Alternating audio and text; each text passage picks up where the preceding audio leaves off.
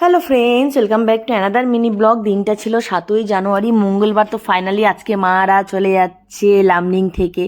এই যে আসবে আসবে না, এটা খুব ভালো লাগে। যাওয়ার সময় হলে না মনটা খুব খারাপ লাগে। তো আজকে প্রায় 2-3 দিন ধরে আমার মনটা খুব খারাপ লাগছিল, কিন্তু মানে কি বলবো, এটাই হচ্ছে নিয়ম। যেতে তো হবেই যার যার ঘরে তাকে। তো যথারীতি সকালে আমি ডিউটি করে একটু তাড়াতাড়ি চলে এসেছিলাম আজকে, যেহেতু মারা চলে যাবে। এই দেখো অটোও চলে এসেছে বিকালে। তো মেয়ে ভেবেছে যে আমরাও যাচ্ছি শিলিগুড়ি, তাই মেয়ে খুব খুশি। তো এদিকে লাগেজ না খুব ভারী ছিল, কারণ কি একে তো শীতকাল, 2 নম্বর যেখানে বাচ্চা থাকে সেখানে লাগেজ একটু হয়। তো মেয়ের খিদা পেয়ে গেছে, তাই মেয়ে খাচ্ছে কেক। তো এই কয়দিন তো আমার ঘরগুলো খুব জমজমাট ছিল, কারণ 2 মাসি, মামাতো বোন, এদিকে আমার বোন, মা, সেই হই হুল্লোড় কাকে বলে। একে একে সবাই চলে যাচ্ছে, মাসিরও মাসির ঘরে চলে গেছে গুয়াহাটিতে, মা ও বোনও আজকে চলে যাচ্ছে। তো যথারীতি ট্রেন ঢুকে পড়েছে, আমরা অনেকটাই পিছনে দাঁড়িয়েছিলাম, বোনেদের কোচ অনেকটা আগে ছিল।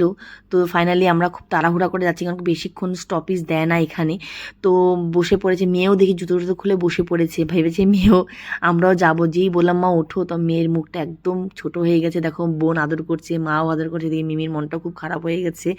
এদিকে তো মেয়ে খুব কান্নাকাটি করছে, মানে যখন ট্রেন থেকে নামলো না, চিল্লিয়ে চিল্লিয়ে কাঁদছিল, লোকে দেখছিল। তো এদিকে মিমিও কান্নাকাটি করছে, মানে আমি তো ট্রেন যাওয়ার আগেই আমরা বেরিয়ে পড়েছি, কারণ মেয়ের জানি মেয়ে ঘরে থাকলে আরও কান্নাকাটি করবে, তাই মেয়েকে টিউশনিতে দিয়ে, কারণ টিউশনি গেলে মেয়ের মনটা ভালো লাগবে। তারপরে আমি চলে আসলাম ঘরে। তো সেদিন আর কি বলবো, মনটা খুব খারাপ